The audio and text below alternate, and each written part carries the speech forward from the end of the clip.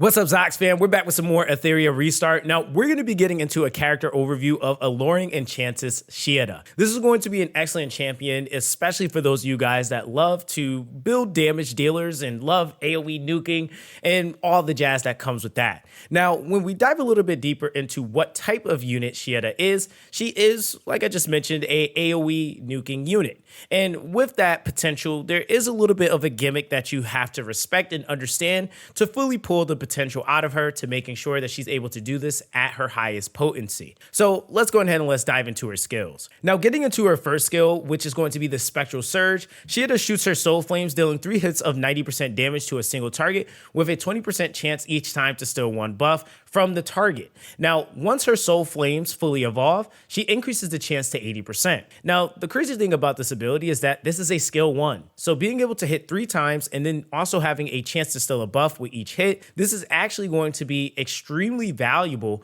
for a character like her because it's going to be further funneling into her passive. And keep in mind, this says steal buffs, not dispel buffs, which makes it even more valuable. Now, when we look at her passive, which is Soul Essence, for every 3 buffs that Xiada has or gains, her Soul Flames evolve 1 time, increasing her attack by 18% and crit damage by 10%, and this will go up to 3 times. Now, under the description of Soul Flames, this effect cannot be dispelled as well. And so this is something that is absolutely going to make this character who she is, and ultimately is going to be the one thing that you're focusing on when you're trying to get the most optimal and the highest max potential out of her DPS. Now, when we go into the skill 3, and this is where the magic happens, Xiada unleashes all her Soul Flames and starts an Azure Flame, dealing 220% damage to all enemies with a 60% chance to inflict a 2-turn defense break. And each time her Soul Flame evolves, it reduces the skill's current and max cooldown by 1 turn and deals 1 additional hit of 100% damage. And so with that being the case, not only are you going to be seeing the damage on this skyrocket because of the defense break, but you're also going to be seeing there be even more additional damage being applied to this ability every single time that she has her Soul Flame evolve.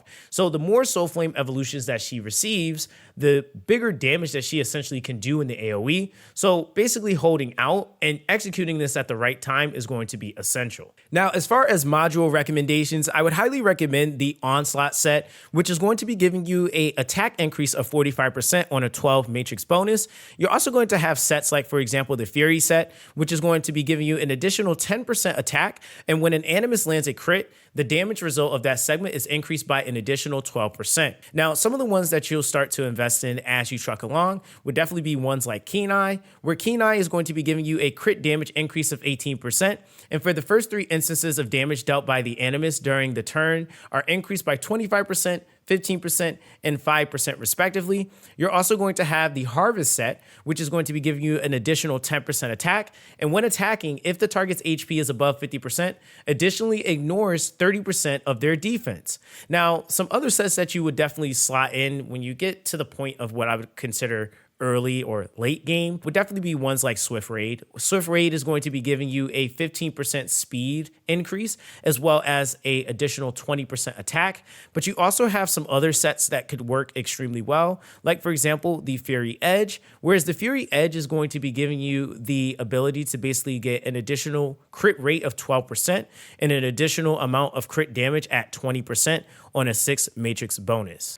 Now, as far as main stat prioritization, I would definitely say in the first slot, especially in early game, you would definitely be going for crit rate and or attack percent.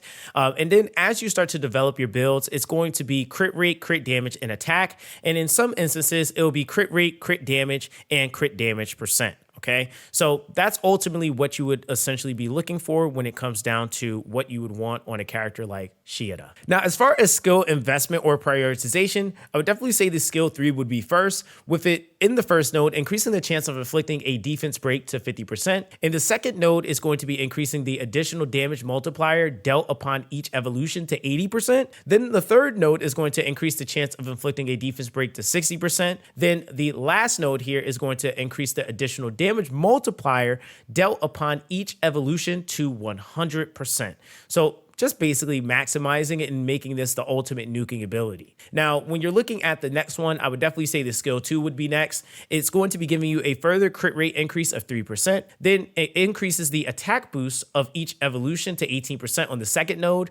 On the third node, you get a further crit rate boost of 3%. And then on the final node, each evolution increases crit damage by an additional 10%, which this is actually going to be lowering some of the what I would call gear requirements and giving you a little bit of breathing room when it comes down to having, like, say, for example, 100% crit rate. And then you further get the additional values in crit rate and or crit damage, and then also attack as well. And then lastly, you have the skill 1, which is going to be giving you in the first node an increased damage multiplier to 80%. The second node is going to increase the basic chance of buff stealing to 20%. The third node is going to increase damage multiplier to 90%. And then the final node here is going to increase the chance of buff stealing after 3 evolutions to 80%. And this is definitely one of the latter ones, just because you have to kind of build this up to really get the full value, and versus everything else just kind of is giving you that immediate value just from leveling up the node, and it just kind of works. Moving along to shell campaigns, I would highly recommend in the early game, you definitely would use ones like Agent Lizard, the Budo Panda, the Twilight Knight, White Fang, the Count, and if you want to get away with maybe doubling up on either being able to use your skill 3 again, I would definitely say Codex of Magic. Now, getting into our infamous pros and cons, I definitely think it's safe to say that the skill 3 is a big bang for your buck.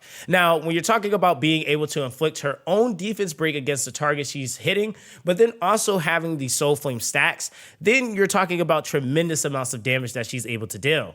And then also that being paired up with a skill 1 that can then further still buffs and isn't just dispelling buffs. This allows her to be able to further funnel into her own kit, which is actually going to be quite effective when we're talking about someone that is able to sufficiently use their own kit. Now, as far as the cons on the other spectrum, I think it's safe to say that it's the complete opposite issue. Whereas if she's not able to build up her Soul Flame stacks, then her damage is going to be mediocre. I think that this is something that can really honestly hurt how impactful Xiada can be. And I would even argue that one of the most important things about Xiada, and one of the things I think that's kind of the tough pill to swallow, is that she is one of the characters that I truly believe really needs a in-game build in order to be truly as effective as possible. I believe that she can work in earlier portions of the game, but I feel like her highest potency is going to be when she really has the gear to be able to make her kit work properly. And then, of course, proper skill investment. So these are just some of the things that you have to kind of consider, but I still feel like she can be an excellent choice or unit to be able to help you progress and get through different pieces of content. So that's basically going to be that for the Alluring Enchantress Xiada. I hope that this was able to give you a better understanding of how to apply and how this Animus works. So of course, guys, as always, let me know what you guys think in the comment section down below. Make sure that you guys like and subscribe to the channel for more Etheria Restart content, and I appreciate you guys for tuning in. All of you guys, stay blessed, and I'll catch you guys in the next one.